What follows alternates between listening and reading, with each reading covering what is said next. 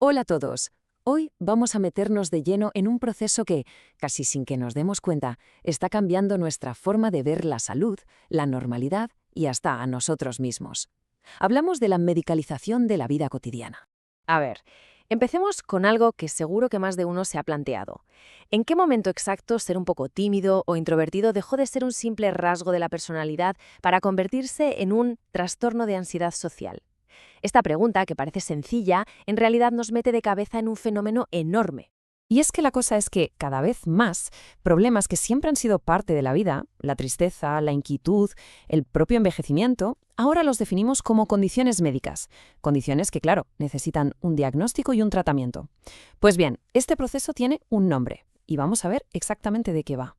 Venga, vamos al lío. La primera parte la hemos llamado redefiniendo lo normal, porque de eso va todo esto al final, de cómo se van moviendo las fronteras de lo que consideramos que está sano y lo que se considera una enfermedad. Aquí tenemos la definición clave, el meollo de la cuestión.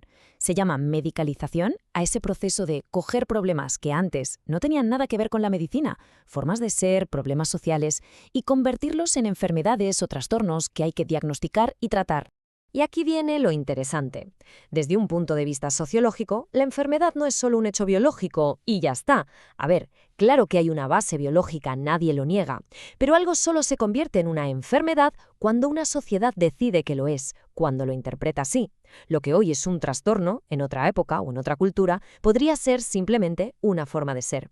Bueno, y para entender cómo hemos llegado a este punto, tenemos que echar la vista atrás. Vamos a ver lo que se conoce como el modelo clásico, ese en el que el médico era la figura central de todo este proceso. Fijaos en esta línea de tiempo que lo resume de maravilla. A lo largo de la historia, la forma en que la sociedad ha tratado lo que considera anormal ha cambiado un montón. Hemos pasado de verlo como un pecado religioso a un vicio moral, de ahí a un crimen que hay que castigar, hasta llegar al modelo de hoy, donde se ve como una enfermedad que hay que tratar. Y aquí está la gran diferencia. Un crimen se considera algo intencionado y, por tanto, merece un castigo. Una enfermedad, en cambio, se ve como algo que no es intencionado y que necesita un tratamiento. Esto suena mucho más humano, ¿verdad? Pero en el fondo también es una forma de control social. Al convertir un problema en una enfermedad, se le quita la culpa a la persona, sí, pero al mismo tiempo se le exige que busque ayuda médica y que se cure para volver a encajar en lo que se considera normal. Entonces, ¿cómo funcionaba esto antes en el modelo clásico? Pues el proceso era más o menos así. Primero, un comportamiento se definía como socialmente anormal. Segundo, otras formas de control, como la ley, o no funcionaban o dejaban de ser aceptables. Tercero, aparecía una solución médica, como un fármaco. Y por último, y esto es muy importante, la profesión médica decía, vale, esto es nuestro. Un ejemplo perfecto es la hiperactividad infantil. Lo que antes eran niños movidos en clase pasó a ser un diagnóstico médico con su tratamiento. Pero claro, ese modelo clásico, con el médico en el centro de todo, ya es historia. Ahora las cosas son muy distintas. Entramos en la siguiente parte, los nuevos motores, donde vamos a ver cómo la lógica del mercado lo ha cambiado todo. Esta tabla lo deja clarísimo. En los años 70, quienes movían los hilos eran los médicos y los movimientos sociales.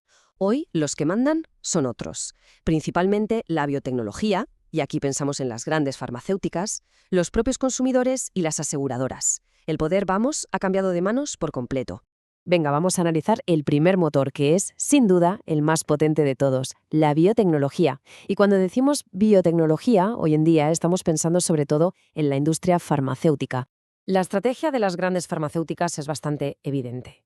Ya no se trata solo de crear medicinas para enfermedades que ya existen, no. Ahora se trata de ayudar a crear y expandir los mercados para sus productos. ¿Y cómo lo hacen? Pues, por ejemplo, ampliando las definiciones de cosas como la ansiedad social, bajando los límites para diagnosticar algo como la prehipertensión, o animando a la gente a autodiagnosticarse con anuncios. Incluso cosas normales de la vida, como la disfunción eréctil, se convierten en un problema médico para el que, mira tú qué bien, tienen una solución. Pero ojo, que la industria no está sola en esto. Hay un segundo motor potentísimo en este cambio, y es el propio individuo, que ha pasado de ser un paciente más bien pasivo a un consumidor muy activo. Es que en la cultura que tenemos hoy en día, la salud se ha vuelto un producto más que consumir.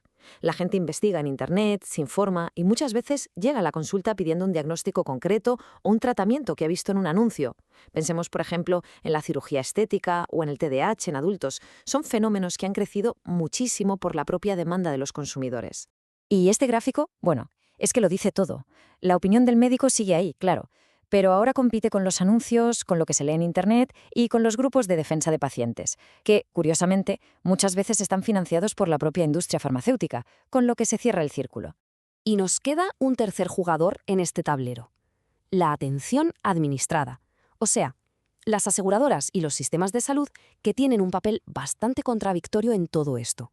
Tienen como una doble cara, es muy curioso. Por un lado, pueden frenar la medicalización si se niegan a pagar ciertos tratamientos que no ven rentables, pero por otro lado, pueden impulsarla si favorecen las soluciones más baratas. Por ejemplo, para una aseguradora es mucho más económico cubrir un tratamiento con pastillas que años de psicoterapia. El resultado: se empuja hacia la solución medicalizada. Claro, con todo esto sobre la mesa, la pregunta es inevitable. ¿A dónde nos lleva todo esto? ¿Qué consecuencias tiene vivir en un mundo cada vez más medicalizado? Pues las consecuencias son profundas, la verdad. Por un lado, el poder de la medicina se cuela en casi cada rincón de nuestra vida. Problemas que en realidad son sociales, como el estrés laboral o la desigualdad, se acaban viendo como problemas médicos individuales. Los intereses económicos se empiezan a decidir qué es y qué no es una enfermedad. Y claro, al final, la línea que separa lo normal de lo patológico se vuelve cada vez más y más borrosa. Así que si nos tenemos que quedar con una sola cosa, que sea esta. El cambio fundamental, la transformación más bestia de la medicalización en nuestros días, es justo ese paso, de un modelo basado en la autoridad del médico a uno que está dominado por las reglas del mercado. Esa es la clave que lo explica casi todo. Y con esto cerramos el análisis. Mientras este mercado de la salud sigue creciendo, buscando siempre nuevos territorios que conquistar, la pregunta que nos queda en el aire es: ¿qué parte de la vida, qué experiencia humana será la siguiente en ser medicalizada?